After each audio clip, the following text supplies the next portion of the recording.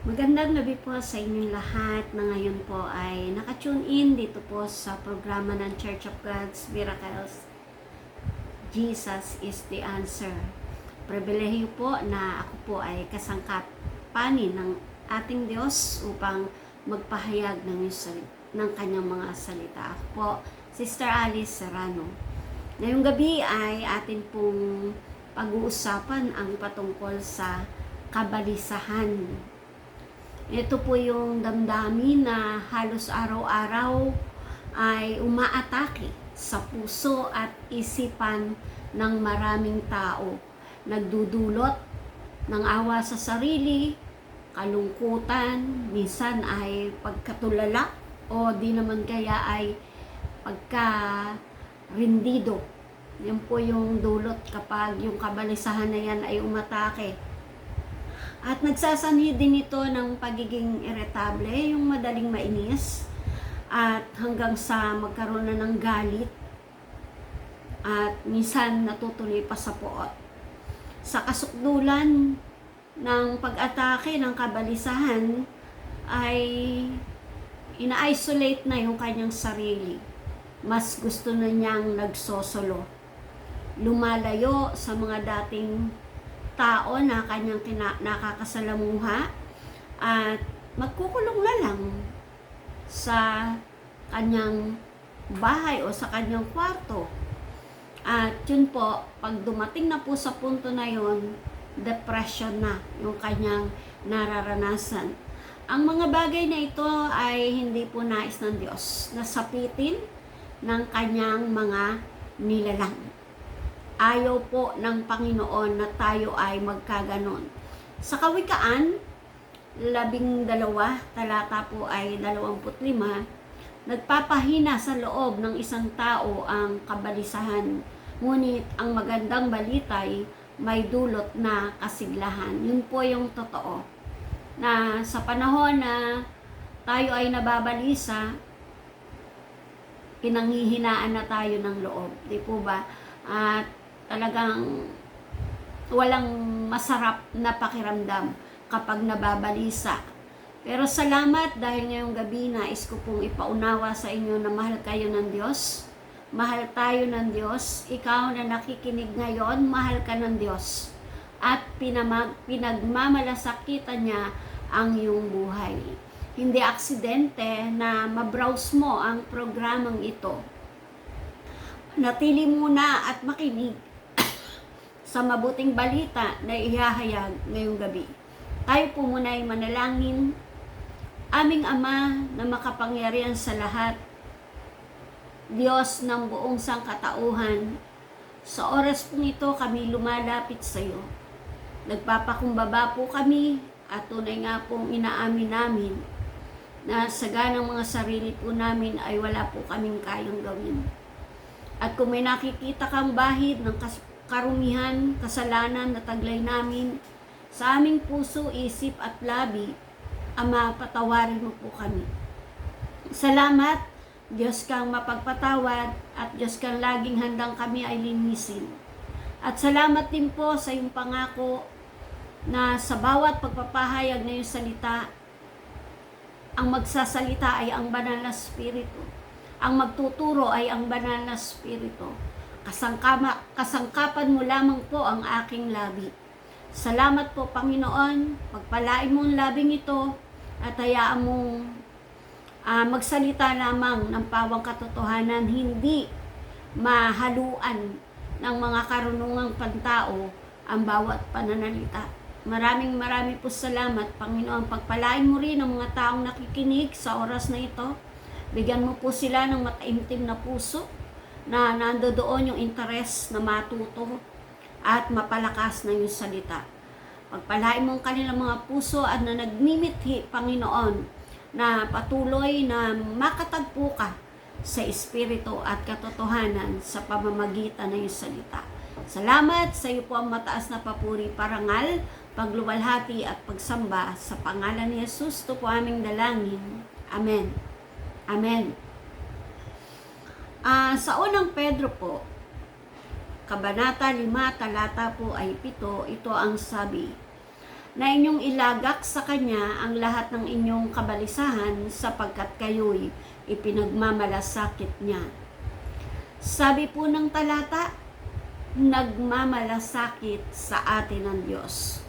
Kung sa sitwasyon mo ngayon, kapatid, o mga minamahal, may mga suliranin at naguguluhan ang iyong isip na waring walang makaunawa sa'yo, pagod na ang isipan at maging ang puso, ang sabi sa unang Pedro 5:6, kaya't kayo'y mga pakababa sa ilalim ng makapangyarihang kamay ng Diyos, upang kayo'y Kanyang itaas sa kapanahunan. So, ang sinasabi po ron, magpakababa tayo sa kapangyarihan ng ating Diyos. At sa iyong pagpapasakop sa kapangyarihan ng Diyos, sabi doon sa ating binasang teksto, ilagak sa Kanya lahat ng inyong kabalisahan. Yun po ang ating unang pagtutuunan ng pansin. Ilagak sa Diyos ang kabalisahan. Hindi nais ng Diyos na nabibigatan at nanlulupaypay ang mga tao. Hindi po. Kaya nga may paanyaya siya, Mateo 11:28, magsiparito kayo sa akin, kayong lahat na nabibigatan, kayong lahat na napapagal at nangabibigatang lubha, at kayo'y aking pagpapahingahin. Yun po yung paanyaya ng Diyos, na kung ikaw po ay tutugon sa paanyayang iyon, ang sabi doon, makakasumpong ka ng kapahingahan. Anumang kabigatang taglay mo ngayon, kapag lumapit ka sa Diyos at naglagak ka ng mga problema, kabalisahan, kaguluhan ng iyong isip sa Panginoon, ang sabi doon ay makakasumpong ka ng kapahingahan. Sa aklat ng Mateo 36, datapwat nang makita niya ang mga karamihan, ay nahabag siya sa kanila, sapagkat pawang nangahahapis at nangangalat na gaya ng mga tupa na walang pastor. Ito po yung naging damdamin o damdamin ng Diyos sa atin. Nung makita niya ang mga tao, nung makita ni Jesus, nung siya'y nagbiministeryo pa dito sa lupa, ang mga tao na ito na tila mga lupaypay, na tila mga gulong-gulo, no? Yung parang hindi alam kung saan patungo ang kanilang mga buhay. Ang sabi po doon, nahabag siya. Mahabagin ang Diyos na amin pong ipinapangaral sa inyo. Nais Kanyang bigyan ng kagaanan at ginhawa sa puso, sa isip, sa buong buhay mo. Walang idudulot na mabuti ang kabalisahan sa ating buhay.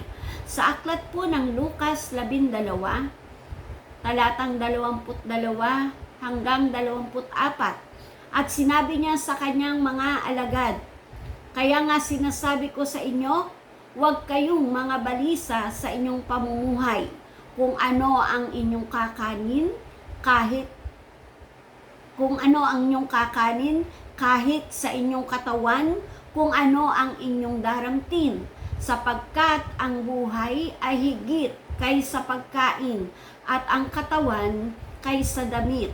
Wariin ninyo ang mga uwak na hindi sila nanghahasik, ni nagsisigapas man, na walang bangan ni kamaligman, at sila'y pinakakain ng Diyos. Gaano ang kahigtan ng kahalagahan ninyo kaysa mga ibon? Sa atin pong binasa, ang sabi po doon, gaano kahigtan ang kahalagahan nyo? Ibig pong sabihin, mas mahigit ka sa mata ng ating Panginoon. Kung kumakain ng uwak, kahit hindi nagtatanim, kahit hindi naggagapas, ang sabi doon, lalong ikaw ay kakain kung ikaw ay sa Diyos lalait. Sabi doon, huwag kang mga balisa. Maraming pagkakataon na tayo ay nababalisa. Napakalayo pa nga ng mga tinatanaw natin sa mga kabalisahan natin. Bakit nga po? Nasabi ko lang. Kasi minsan may pagkakataon, kinder pa lang anak mo. Diba? Tapos ang nasa isip mo agad, dahil mahal ang naging tuition fee ng kinder, ang naiisip mo agad, paano pag nag-college na to? Saan ako kukuha? Diba? Tapos, may pagkakataon din sa buhay na nagdiriwang ka ng iyong kaarawan, saya-saya mo dahil nadagdagan ng taon, pero biglang sasagi sa isip mo, paano pagtanda ko? Sino ang mag-aalaga sa akin? Ganon, di ba? Ang layo ng yung mga alalahanin natin, hindi pa man nagaganap, malayo pa man bago ito dumating, nababalisa na tayo. Minsan pa sa mag-asawa, masayang nagkukwentuhan bilang mag-asawa, biglang sisingit yung tanong na, kapag namatay ba ako, mag-aasawa ka ulit? Di ba? No, yung ba, ang bilis, ang daming mga pag-alaala, ang bilis sumuot o manuot sa ating mga isipan. Pero ayaw ng Diyos nun na tayo ay nababalisa. Sabi niya, tuloy ko lang po yung pagbasa kanina, hanggang 24 yung aking binasa, sa 25, 26 ng Lucas 12. At sino sa inyo ang sa pagkabalisa ay makapagdaragdag ng isang siko sa sukat ng kanyang buhay? Kung hindi nga ninyo magawa kahit ang lalong maliit, bakit nangabalisa kayo tungkol sa mga bagay, sa ibang mga bagay? So dito makita natin, nagtatanong siya kasi nakita niya yung pagkabalisa ng mga tao. No, sabi niya, kaya mo bang dagdagan kahit isang oras ang iyong buhay? Di po ba hindi? Pag sadyang nakatakda ang kamatayan, hindi mo kayang i-extend ang buhay mo. Sino lang makakapag-extend nun? Ang Diyos na akin pong ipinapangaral. Sabi doon, kung hindi mo kayang i-extend ang buhay mo, di ba iba na i-extend nila buhay nila? Kasi may pera. Pero pagdating din ng panahon, doon din ang tungo nila, kamatayan din. So, hindi nila talaga lubusang ma-extend ang buhay. Walang tunay na makapagdaragdag ng buhay pag sadyang ito ay uuwi na sa Panginoon. Sabi doon, kung hindi mo kaya madagdagan ng buhay, ba't ka pa mababalisa? Ito nga hindi mo kaya. Ba't ka pa mababalisa sa ibang mga bagay? Kaya, ang tinuturo sa atin ng ating Panginoon, huwag tayong mabalisa. Mateo 6:34. Kaya nga huwag ninyong ikabalisa ang para sa araw ng bukas. Dahil ang bukas ay bahala sa sarili nito. Sapat na ang inyong suliranin sa bawat araw. So makita po natin, di ba? Sabi doon, huwag kang mabalisa para sa araw ng bukas. Hindi mo nga alam kung bukas buhay ka pa.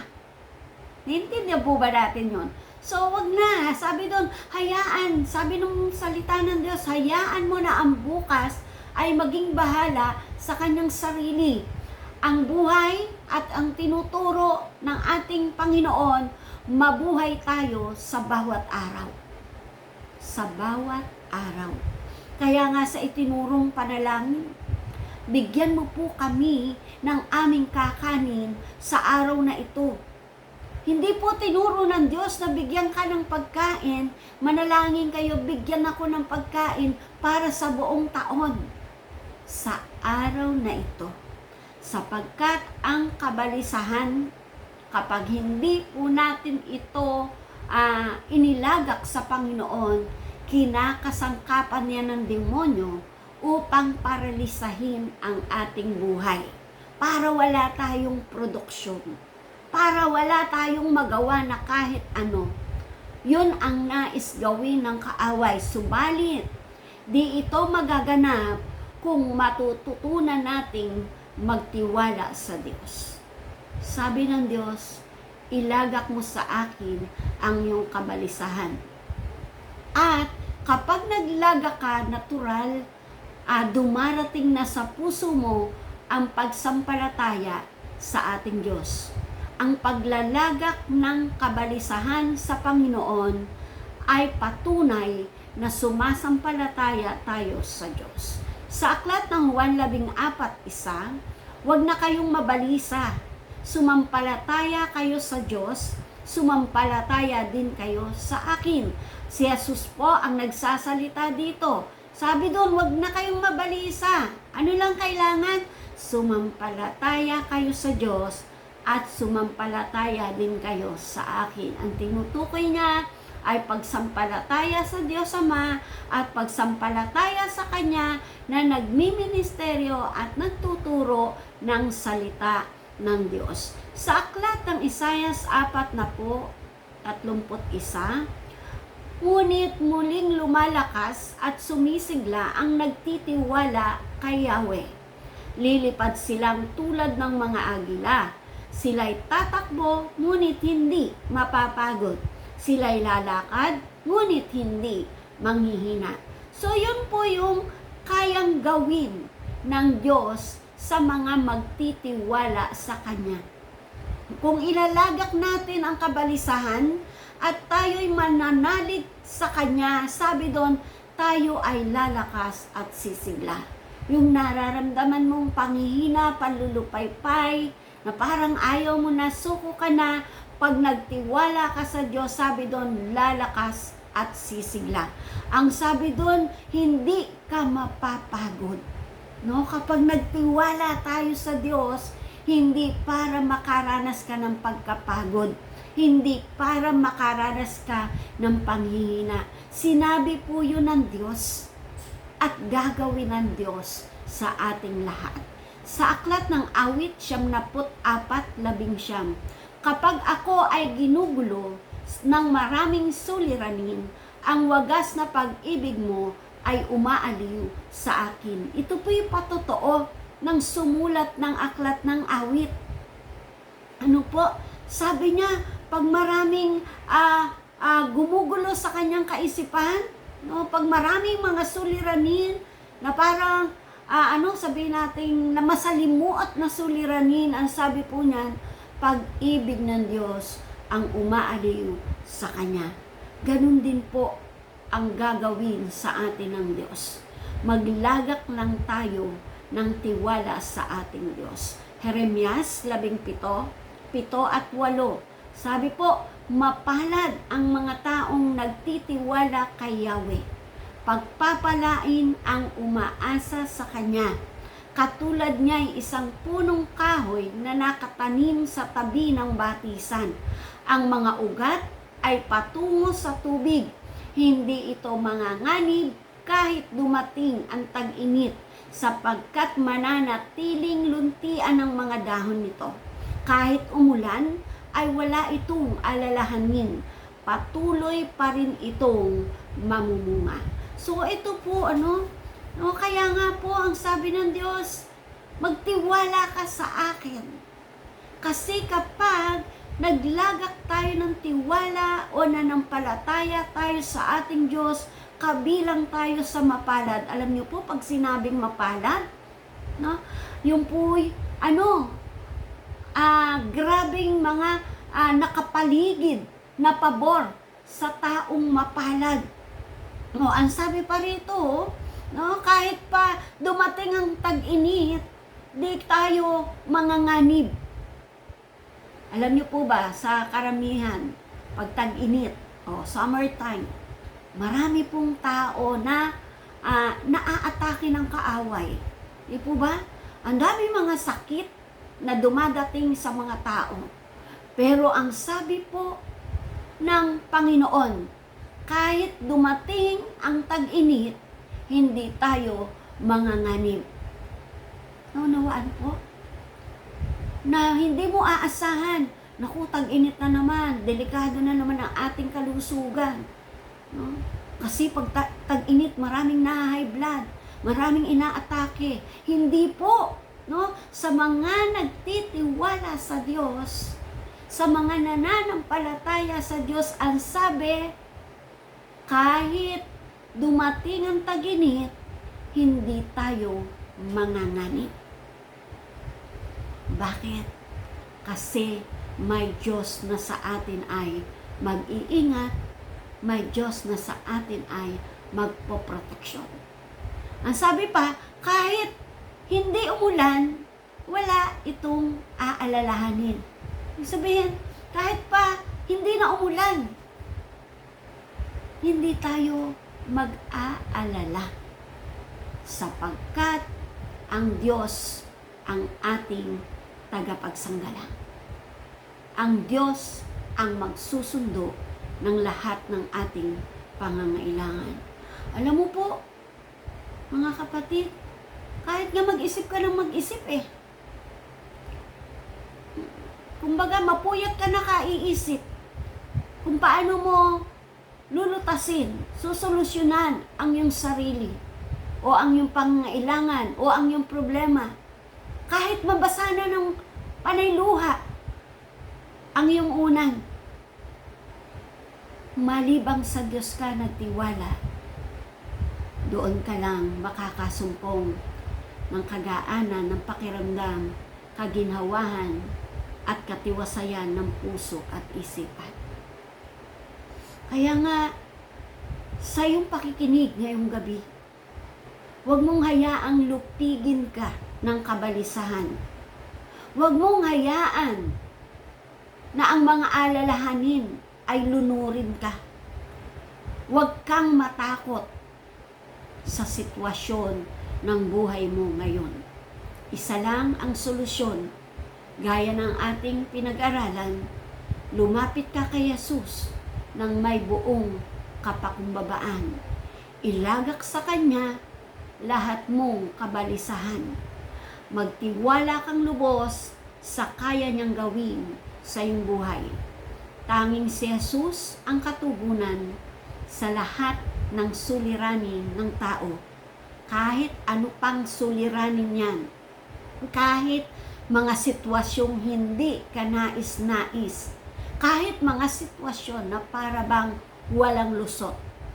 Ang sabi ng Diyos, Isayas 41, talatang 10. Ako'y isa sa iyo, huwag kang matakot, ako ang iyong Diyos, hindi ka dapat mangamba.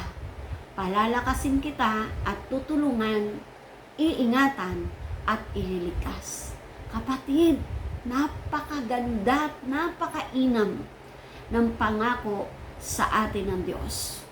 Kaya, tapusin na ang kabalisahan sapagkat sa araw-araw kasama natin ang Diyos ng kapayapaan. Tayong lahat ay manalangin. Aming Ama, maraming salamat na patuloy mo po kaming tinuturuan kung paano mamumuhay sa mundong magulo na mapayapa at walang alalahanin. Salamat, Lord, na tunay nga po. Ngayong gabi, natutunan namin na tunay ngang lahat ng aming mga alalahanin, kung ilalagak namin sa iyo, may gagawin ka sa aming mga buhay. Pagagaanin mo ang aming buhay. Dalangin ko, Panginoon, lahat ng mga tao na nakinig ngayon at makikinig pa, anuman ang daladala nila sa kanilang buong pag-iisip, buong puso, na mga kabalisahan, mga takot, pangamba, mga alalahanin, mga suliranin, Ama ko, gumawa ka po sa buhay ng mga taong ito. Ikaw ang Diyos na nakababatid ng kanilang mga suliranin. Ikaw ang Diyos na nasa lahat ng dako. Ikaw ang Diyos na kahit kailan hindi umigsi ang iyong kamay. At higit sa lahat, ikaw ang Diyos na tapat sa lahat ng iyong mga sinalita. Gagawin mo, Panginoon, sa buhay ng mga tao na lumalapit sa iyo, nagtitiwala at patuloy na ikaw ang inaasahan. Salamat po, Panginoon. Katagpuin mo ang bawat pangangailangan ng aking mga kapatid. Ano man yung mga daing nila, Lord, salamat. Pagkaaliw mo ay iparanas mo. Anumang mga takot, Lord, salamat. Ang yakap ng iyong pagmamahal ay patuloy na maranasan ng aking mga kapatid.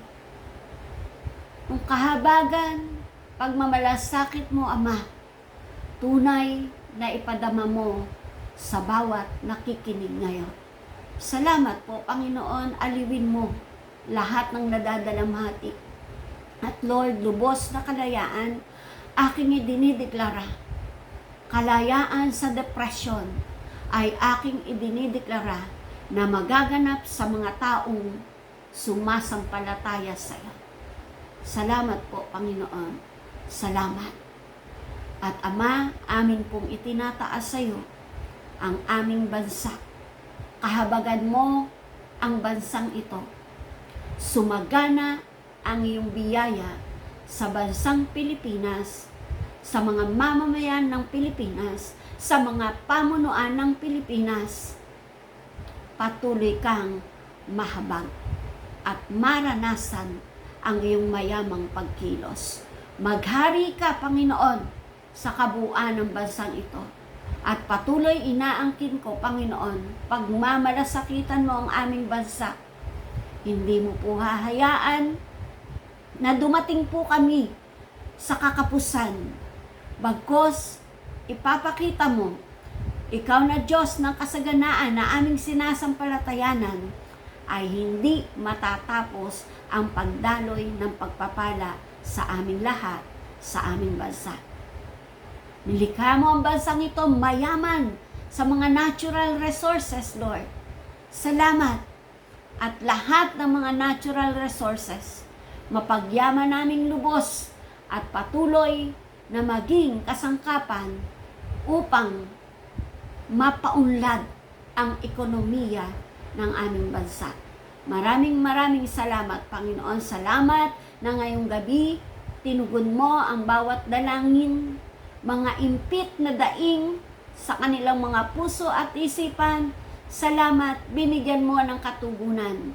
Totoo na sa lahat ng aming pangangailangan, si Jesus ang katugunan. Maraming salamat sa iyo ang papuri, parangal, at pagluwalhati sa makapangyarihang pangalan ni Jesus. Ito po aming dalangin.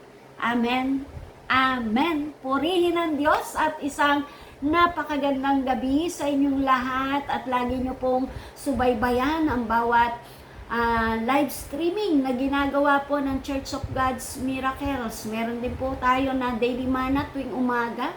At gayon din itong Jesus is the Answer at yung mga Sunday worship po namin ay patuloy din na ino-online din po namin upang lahat kayo ay mapagpala at tunay ngang maabot kayong lahat ng salita ng Diyos. Salamat po sa iyong pakikinig. Pagpalain po kayo ng Panginoon at lagi pong paghandaan bawat pakikinig ng salita ng Diyos, tunay ngang hindi nawawalan ng kabuluhan. Shalom everyone. I love you po.